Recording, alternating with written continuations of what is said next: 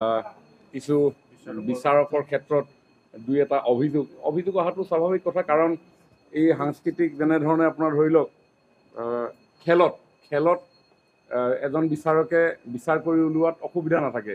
100 metre দৌৰ কিমান সময়ত মাৰিব বা কিমান লং জাম্প মাৰিব, কিমান শ্বৰ্ট ফুট কিমান ডিষ্টেঞ্চত মাৰিব, তাতে অলপ থাকে।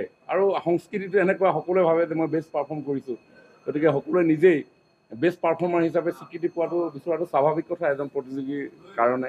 আৰু বিচাৰকসকলৰ কাৰণেও এটা এটা ভেৰি টাফ জব। আৰু সেইকাৰণে আমি আমাৰ এই ৰাজ্যিক পৰ্যায়ৰ যিসমূহ বিচাৰ, সেই বিচাৰত যথেষ্ট উচ্চ পৰ্যায়ৰ আমাৰ বিচাৰকসকলক আমি মনোনীত কৰিছোঁ। আপোনালোকে দেখিছে যিসকল বিচাৰকৰ পেনেলত বহি আছে, তেখেতসকল যথেষ্ট অভিজ্ঞ। তেখেতসকলে সংস্কৃতি পথাৰত আজি দশক জুৰি তেওঁলোকে কাম কাজ কৰি আছে। গতিকে তেওঁলোকৰ বিচাৰত আমাৰ কোনো দ্বিধাগ্ৰস্ততা নাই।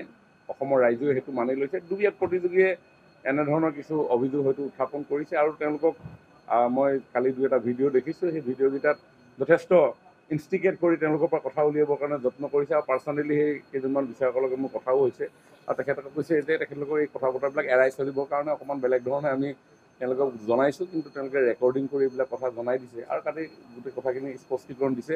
মই আপোনালোক সকলোকে সন্ধিয়া 7:30 বজাত শংকৰদেৱ প্ৰেক্ষাগৃহত এই সামৰণি অনুষ্ঠানত অংশগ্ৰহণ কৰিবৰ কাৰণে আমন্ত্ৰণ জনাইছোঁ। কিছু বিচাৰকৰ ক্ষেত্ৰত দুই এটা অভিযোগ অহাটো স্বাভাৱিক কথা, কাৰণ এই সাংস্কৃতিক যেনেধৰণে আপোনাৰ ধৰি লওক খেলত এজন বিচাৰকে বিচাৰ কৰি উলিওৱাত অসুবিধা নাথাকে। 100 মিটাৰ দৌৰ কিমান সময়ত মাৰিব বা কিমান লং জাম্প মাৰিব, কিমান শ্বৰ্ট ফুট কিমান ডিষ্টেঞ্চত মাৰিব, তাতে অলপ থাকে। আৰু সংস্কৃতিটো এনেকুৱা, সকলোৱে ভাবে যে মই বেষ্ট পাৰফৰ্ম কৰিছোঁ, গতিকে সকলোৱে নিজেই বেষ্ট পাৰফৰ্মাৰ হিচাপে স্বীকৃতি বিচৰাটো স্বাভাৱিক কথা এজন প্ৰতিযোগীৰ কাৰণে। আৰু বিচাৰকসকলৰ কাৰণেও এটা এটা ভেৰি টাফ জব।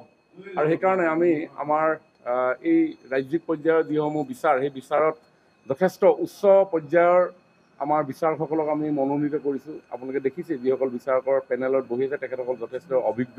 তেখেতসকলে সংস্কৃতি পথাৰত আজি দশক জুৰি তেওঁলোকে কাম কাজ কৰি আছে। গতিকে তেওঁলোকৰ বিচাৰত আমাৰ কোনো দ্বিধাগ্ৰস্ততা নাই।